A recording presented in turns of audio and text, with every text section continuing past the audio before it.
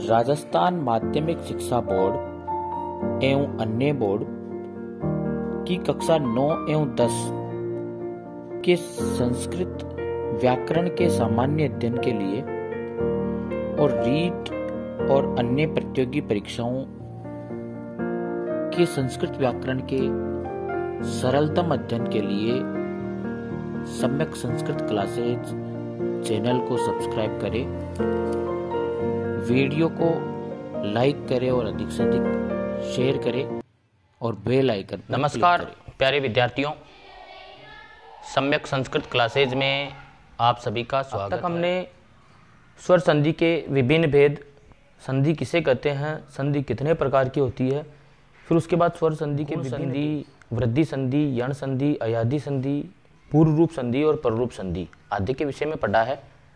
तो इस तरह से ये स्वर संधि के एक सामान्य भेद माने जाते हैं और इसी सामान्य भेदों में अब स्वर संधि के बाद दूसरा भेद आता है व्यंजन संधि। व्यंजन संधि को जैसा कि हमने पढ़ा है, माहेश्वर सूत्रों के अनुसार व्यंजन को हल भी कहा जाता है, क्योंकि ह से लेकर ल तक के जो वर्ण होते हैं वो सभी व्यंजन होते हैं माहेश्वर सूत्रों में। तो इस कारण व्यंजनों को हल भी कहा जाता है और व्यंजन संधि को एक हल संधि भी कहा जाता है। तो इस तरह से व्यंजन संधि और हल संधि के बारे में अब हम पढ़ने वाले हैं। स्वर संधि में जो दो वर्णों का संधि में मेल होता है वो दोनों ही वर्ण स्वर होते हैं, लेकिन जब इन दोनों में से एक वर्ण अगर व्यंजन हो जाता है, पूर्व वाला वर्ण, तो ये संधि फिर स्वर संधि नहीं होकर व्यंजन संधि हो जाती है, फिर इसको व्यंजन संधि कहते हैं। अब व्यंजन संधि के भी स्वर संधि की तरह अलग अलग अनेक प्रकार के भेद हैं। जिस तरह से हमने स्वर संधि में पढ़ा था, दीर्घ का हो जाना दीर्घ संधि था, गुण का हो जाना गुण संधि था, यण हो जाने को हमने यण संधि कहा था, इसी तरह से वृद्धि हो जाने को वृद्धि संधि कहा जाता है। उसी तरह से व्यंजन संधि में भी जिस तरह से जो संधि में जो कार्य होते हैं उसके आधार पर इनके अलग अलग नाम है। जैसे सबसे पहली संधि जो हम व्यंजन संधि में शुरू करने जा रहे हैं, सबसे पहले तो व्यंजन संधि,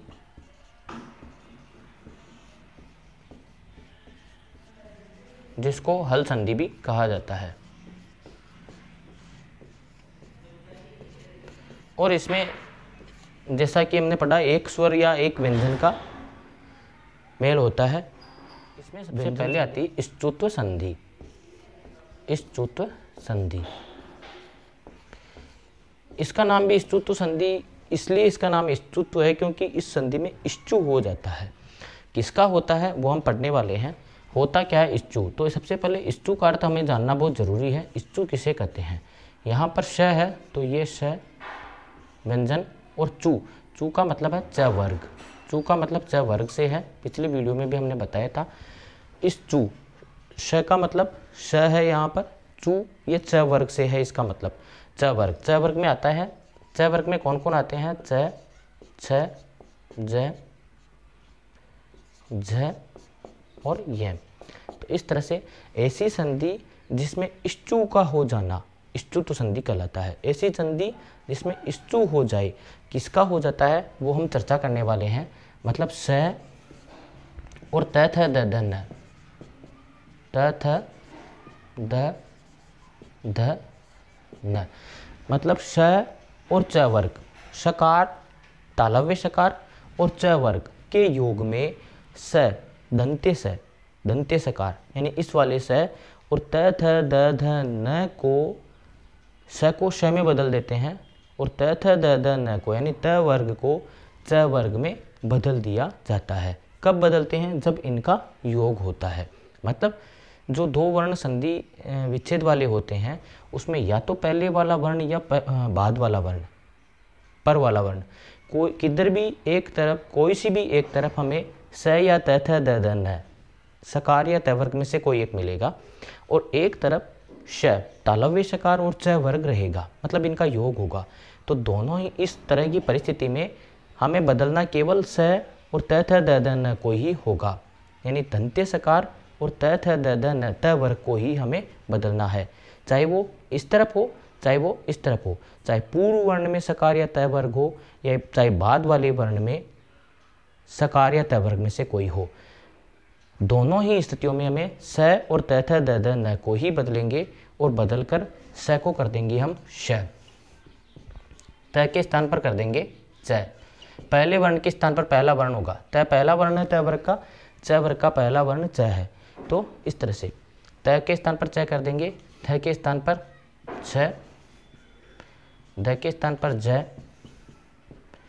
ध के स्थान पर झ, इसी तरह से न के स्थान पर हम करेंगे य। और जैसा कि मैंने बताया शकार और च वर्ग का योग किसी भी तरफ हो सकता है, ये स और त वर्ग किसी भी तरफ हो सकता है, बदलना केवल स और त थ द द न को ही है। जैसे सबसे पहले इसे मानो स है, स के बाद अगर बाद वाला वर्ण या तो श हो तालव्य शकार या फिर च वर्ग में से कोई भी हो, तो हम इस स के स्थान पर ये वाला श कर देंगे। जैसे रामस, रामस प्लस शेते, रामस प्लस शेते, ये इसका पहला भेद है। स्तुत संधि का ये पहला प्रकार है जिसमें हमें क्या मिलेगा, इस तरफ एक तरफ स मिलेगा, सामने श मिल जाए या च वर्ग, दोनों में से कोई भी। अब हम पढ़ने जा रहे हैं स्तुत्व संधि का पहला प्रकार, जिसमें हमें पहली कंडीशन में इस तरफ ये वाला स मिलेगा दंत्य सकार, और उसके सामने या तो हमारे को श मिल जाएगा तालव्य शकार या फिर च वर्ग में, यानी च छ ज झ य, इन पांचों वर्णों में से कोई भी मिलेगा तो हम इस स के स्थान पर ये वाला श यानी दंत्य सकार के स्थान पर हमें क्या करना है, तालव्य शकार कर देना है। इसका सबसे पहला उदाहरण देखते हैं, रामस प्लस शेते, यानी राम सोता है, राम सोते हैं। तो यहाँ पर दंत्य सकार है, उसके सामने शकार का योग है, मतलब जैसी परिस्थिति हमें चाहिए थी, इस तरफ स मिलेगा और सामने श या च वर्ग में से कोई भी मिल जाएगा, तो हमें बदलना इस स को है और इसके स्थान पर हम कर देंगे राम, तालव्य शकार कर देंगे शेते, और इन सभी वर्णों की संधि करने पर हो जाएगा रामस शेते, रामस शेते। इस तरह से एक उदाहरण और देखते हैं, बालस, बालस चिनोती, चिनोती। यहाँ पर स है, सामने च वर्ग में से च आ गया, च छ ज झ य में से कोई भी हो सकता है, तो हमें इस दंत्य सकार के स्थान पर करना है तालव्य श, तो उसी ऊपर वाले उदाहरण की तरह हो जाएगा बालस चिनोती।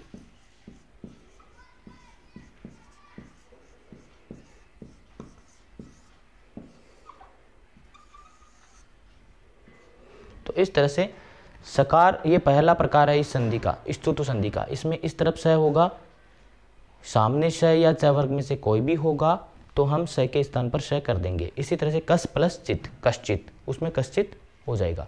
अब देखते हैं इसी संधि की स्तुत संधि के दूसरे प्रकार में हमें इस तरफ मिलेगा त वर्ग में से कोई भी, तनि त थ द ध न में से कोई भी मिलेगा, सामने या तो हमें श मिलेगा या च वर्ग यानी च छ ज झ य में से कोई भी मिलेगा। अब इसके उदाहरण हम देखने वाले हैं। सबसे पहला उदाहरण है सत प्लस चित। तो इधर त वर्ग में से आ गया त, सामने च है जो च वर्ग का है, तो इसको त वर्ग को च वर्ग में बदल देंगे, यानी त को च में बदल देंगे। त पहला वर्ण है और च भी पहला वर्ण है, पहले को पहले में बदलेंगे, तो ये हो जाएगा सचित। त के स्थान पर च लिख दिया, सचित। इसी तरह से आगे हम देखते हैं उद प्लस ज्वल है, उद प्लस ज्वल है। यहाँ पर त वर्ग का द है तीसरा वर्ण, सामने ज है जो च वर्ग का तीसरा वर्ण है, तो इसको त वर्ग के तीसरे वर्ण को द को च वर्ग के तीसरे वर्ण में यानी ज में बदल देंगे। यहाँ पर हो जाएगा ज, तो ये हो जाएगा उज्ज्वल है।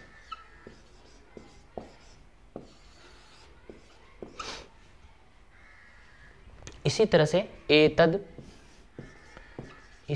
एतद प्लस ज्ञात्वा, ज्ञात्वा। अब यहाँ पर ये जो ज्ञ है प्यारे विद्यार्थियों, इसमें ये ज्ञ में ज होता है,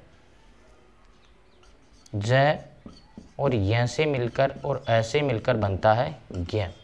तो ये जो ज्ञ है यहाँ पर, इसमें क्या है ज, और ज किस में आता है, च वर्ग में आता है, च छ ज, च वर्ग का तीसरा वर्ण है ज, और इस तरफ त वर्ग का तीसरा वर्ण है द। तो इसको त वर्ग वाले को हम च वर्ग में बदल देंगे, यानी त वर्ग के द को च वर्ग के तीसरे वर्ण ज में बदल देंगे, तो हो जाएगा एतत् ज्ञात्वा। द के स्थान पर आ जाएगा ज।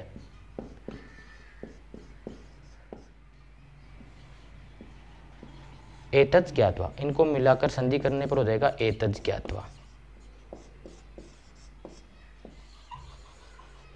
इसी तरह से अगला उदाहरण है सारंगीन जय है। सामने च वर्ग का ज है, च छ ज, इस तरफ त वर्ग का न है, त थ द ध न। तो त थ द ध न पांचवा वर्ण है त वर्ग का, तो इसको च वर्ग के पांचवें वर्ण में हम बदलने वाले हैं, यानी च वर्ग का पांचवा वर्ण है च छ ज झ य, तो इसको हम य में बदल देंगे।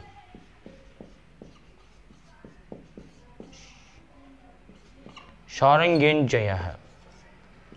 तो इस तरह से यहाँ पर स्तुतु संधि होती है। तो ये सारे उदाहरण अब देखने वाले हैं हम तीसरी परिस्थिति। मैंने अभी कहा था ये त वर्ग इस तरफ भी हो सकता है और श या च वर्ग उस तरफ हो सकते हैं, लेकिन फिर भी हम त वर्ग को ही बदलेंगे। अब हम देखने वाले हैं स्तुतु संधि की तीसरे नंबर की परिस्थिति। उसमें इस तरफ च वर्ग हो सकता है और सामने त वर्ग हो सकता है। अब तक हमने जो उदाहरण देखे थे उसमें त वर्ग इस तरफ था, च वर्ग इस तरफ था, लेकिन जैसा मैंने कहा कि ये त वर्ग किसी भी तरफ हो सकता है और च वर्ग या शकार का योग किसी भी तरफ हो सकता है, लेकिन हम हर परिस्थिति में केवल त वर्ग को ही बदलेंगे। तो यहाँ पर जो त वर्ग है इसको हो जाएगा च वर्ग।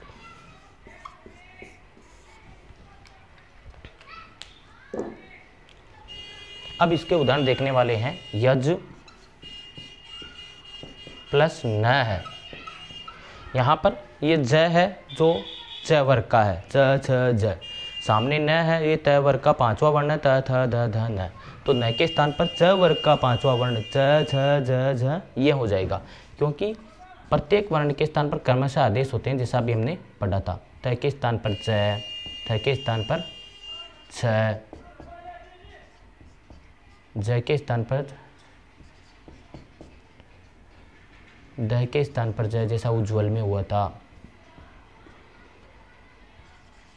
ध के स्थान पर झ, इसी तरह से न के स्थान पर होगा य।